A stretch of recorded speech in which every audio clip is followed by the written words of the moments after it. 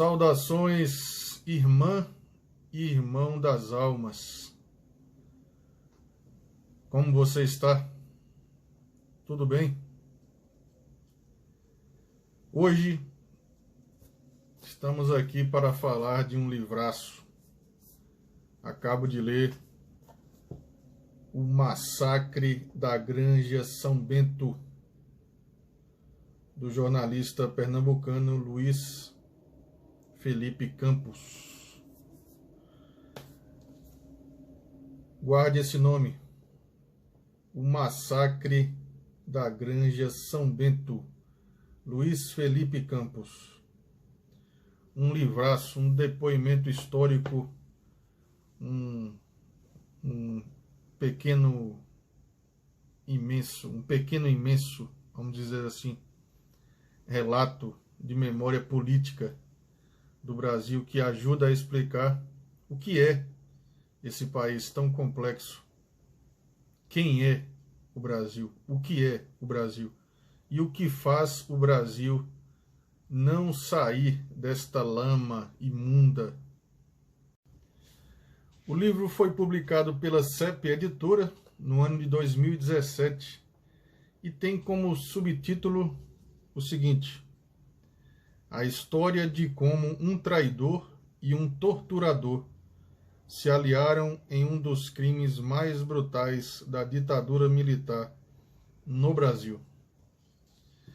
Pessoal, esse livro conta a história de um massacre que acontece próximo a Recife, numa granja, num sítio, que foi totalmente articulado pela polícia da época, DOPS, DOI-CODE, e um personagem bastante polêmico, que até hoje é considerado um dos pilares do golpe de 1964, que é o Cabo Anselmo. Ele que foi uma das lideranças aí da revolta dos marinheiros, um fato muito importante para a eclosão do golpe de 1964, que instalaria no Brasil uma fatídica temporada de ditadura militar, que só foi extirpada, digamos assim, cerca de 21 anos depois. Muito bem. No começo do livro, o Luiz Felipe faz um retrospecto acerca dos personagens mais marcantes deste fatídico retrato do que foi a ditadura militar. No começo do livro, o Luiz Felipe Campos faz uma espécie de pré-história do acontecimento, que anos mais tarde desembocaria na matança da Granja São Bento. Faz um traço, um perfil do Cabo Anselmo, ex-marinheiro, sergipano, muito polêmico, ainda vivo, e que carrega aí consigo várias declarações dúbias acerca de seu verdadeiro caráter e de suas intenções reais. Depois o Luiz Felipe começa a tracejar os principais pontos ligados à participação da VPR, a Vanguarda Popular Revolucionária, aqui à época, e como esses 6 integrantes do massacre, fuzilados e que comporam aí uma cena teatral articulada pela polícia da época, vieram parar aqui em Recife, já que o cenário de repressão no Rio e em São Paulo eram mais efusivos, eram maiores. Então, como esse pessoal veio parar na capital pernambucana? E qual era a natureza deles? O que é que eles faziam? Quais eram seus planos? Como a VPR, que é muito conhecida por ser o movimento do Carlos Lamarca, assassinado um pouco antes desse massacre, em 1971. Então, o Luiz Felipe Campos deixa bem marcado esse tracejo das personagens do massacre, o que faz com que o livro seja uma espécie de romance policial, uma espécie de quase um thriller, né? Que faz com que o leitor fique atento, queira adentrar ainda mais nas tramas do texto e que, ao modo New Journalism dos Estados Unidos, embasado ali por Gay Talese, Truman Capote, Joseph Mitchell, entre tantos outros, né, Norman Mailer, entre tantos outros, acaba se transformando esse material aqui em um dos grandes ícones da literatura brasileira atual, desta natureza. Muito embasamento teórico a respeito de uma época trágica brasileira. Vocês sabem que qualquer um de nós brasileiros que fosse contrário de forma explícita ou implícita à ditadura militar, aos desmandos, né, dos governos militares que foram de 1964 até março ali de 1985, a gente era considerado subversivo. E quem decidia lutar de forma mais ferrenha contra esses desmandos, contra o sistema estabelecido, geralmente se aliava a um grupo revolucionário, a um grupo de luta armada, né? Inclusive alguns iam para Cuba fazer treinamento, muito tendo como base a grandiosa vitória, né, dos guerrilheiros cubanos liderados por Fidel Castro, Raul Che Guevara, etc. Então havia, dentro da juventude brasileira principalmente, aquele fervor de fazer justiça com as próprias mãos, de lutar contra esse sistema opressor, de censura, de travamento das ideias, de recrutamento da vida em liberdade. É o caso desses 6 jovens que foram fuzilados na Granja São Bento. Meus amigos, é realmente uma leitura indispensável. Você que gosta desse tipo de narrativa, deste tipo de produção literária, de produção histórica também, mescla literatura, mescla jornalismo de primeira qualidade. Aqui você tem, como eu falei, um bom espectro do que é o Brasil. E eu queria destacar um ponto aqui que diz respeito a um dos personagens, o José Manuel da Silva. Vou buscar uma foto dele aqui. Um desses 6 mortos na chacina foi este garoto aqui, ó, José Manuel da Silva. Ano passado eu comecei a trabalhar na cidade de Toritama, aqui próximo a Caruaru. É uma cidade que cresceu com o advento da fabricação de calçados, né? Antes era uma cidade que mexia, que trabalhava, né? que era movida pela agricultura. Depois começou a trabalhar a questão dos calçados e agora ela é conhecida no Brasil todo e quiçá no mundo como um dos polos maiores têxteis em produção de jeans. vestimentas usando o tecido jeans. Para tanto tem aí o epíteto de a capital do jeans. Muito bem. Logo quando eu entrei na cidade, né, comecei a trabalhar, comecei a me inteirar sobre o espírito citadino daquela localidade, a gente percebe que existe uma data, o 17 de março, que no calendário da cidade é feriado. Data da retratação política de José Manuel da Silva. José Manuel da Silva. Aí eu, curioso, como sempre, às vezes perguntava para uma pessoa ou para um aluno: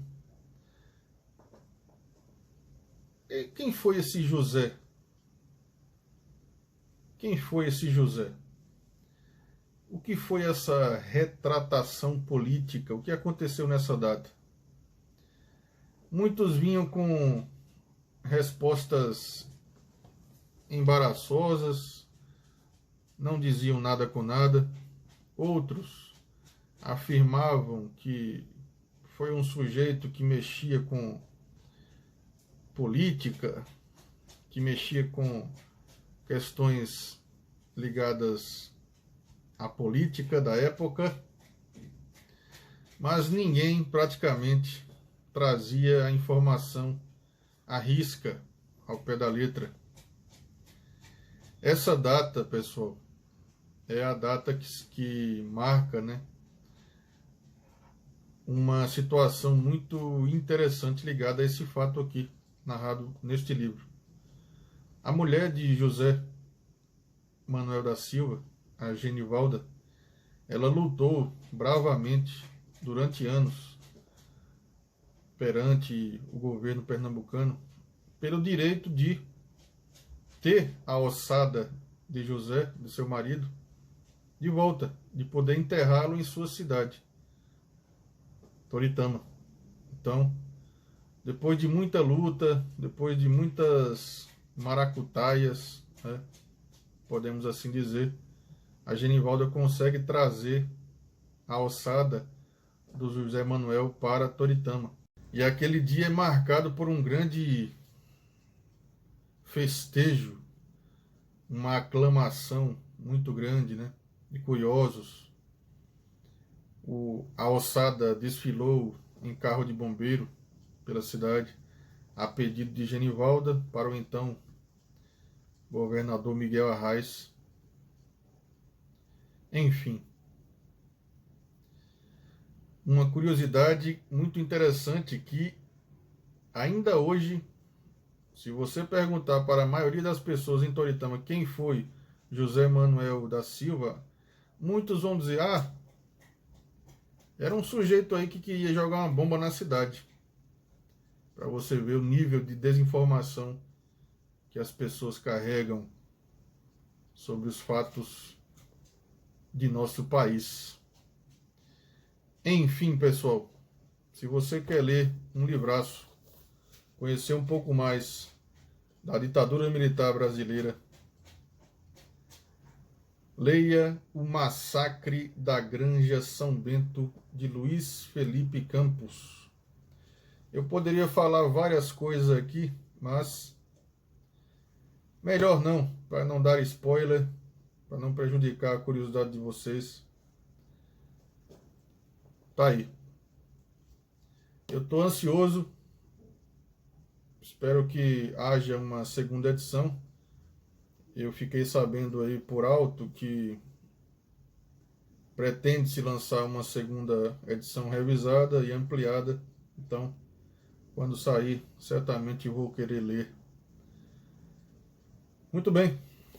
O Massacre da Granja São Bento é a dica do canal O Equador das Coisas. Fique agora com as dicas da queridíssima Angélica Nunes. Saudações e até breve.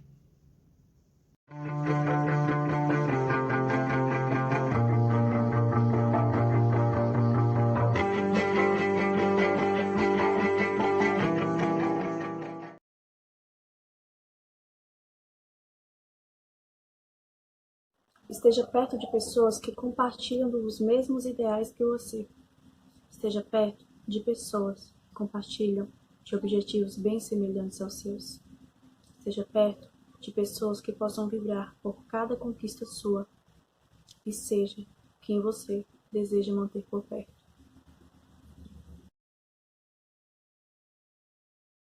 Seja você mesmo, mas não seja sempre o mesmo. Mas, Angélica, como é que eu faço isso? Primeiro, saiba qual é a sua personalidade e escolha aprender com ela. Segundo ponto, escolha acertar mesmo que você tenha passado por várias fases de erros. Isso é comum, isso é humano. Terceiro, escolha se adaptar a cada crença limitante que foi instalada na sua vida. Você é bem mais forte do que imagina, você tem potencial. Você vai crescer e evoluir em cada um desses pontos. Então aceite a si mesmo e reconheça cada lado seu. Invista em você mesmo, mude o que tiver que mudar. Só não esqueça de quem realmente você é.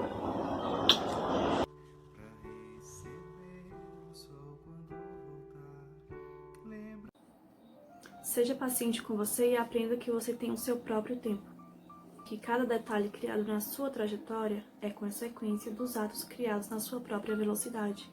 Saiba que para cada situação há um instante, e para cada instante há algo novo para acrescentar e ou ressignificar. Tenha paciência para cada sonho que deseja almejar. Sem pressa e com confiança você pode ir bem longe. Você só precisa decidir aonde quer chegar e não parar até conseguir o seu objetivo. Tenha paciência também para cada coisa que acontece na sua rotina. Para um pouquinho e experimenta olhar o que há ao seu redor em câmera lenta. E talvez assim você consiga enxergar os detalhes que são essenciais para um momento único.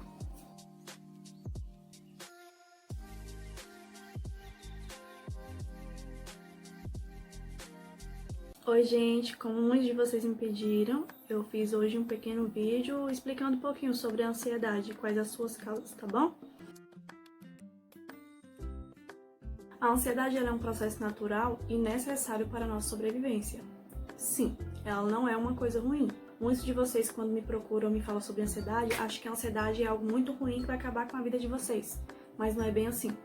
Ela só passa a ser ruim quando ela traz prejuízos para a nossa vida. A ansiedade natural é aquela considerada um estado emocional e que está relacionado com o que cada pessoa vive no mundo. Ela é um processo químico que ocorre no nosso corpo quando nos sentimos, mesmo que inconscientemente, ameaçados.